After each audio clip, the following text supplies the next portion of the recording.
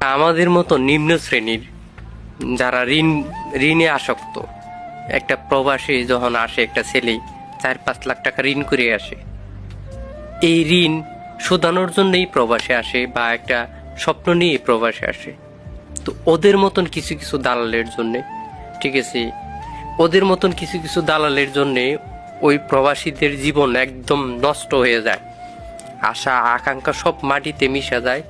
কারণ কি, আকামা থাকে না, বিদেশে আসার পরে আকামা পায় না, যেটা বর্তমানে সৌদি আরবে চলতে গেলেই লাগে, আপনি রুম থেকে বেরোতে গেলে লাগবে। সেই আকামাটা যদি আপনাকে না বানাইয়া দেওয়া হয় বা আপনাকে যদি সাপ্লাই কোম্পানিতে বিক্রি করে দেওয়া হয়, তাহলে সেই ব্যক্তিটার কি উপায় হয় আপনারাই বলেন।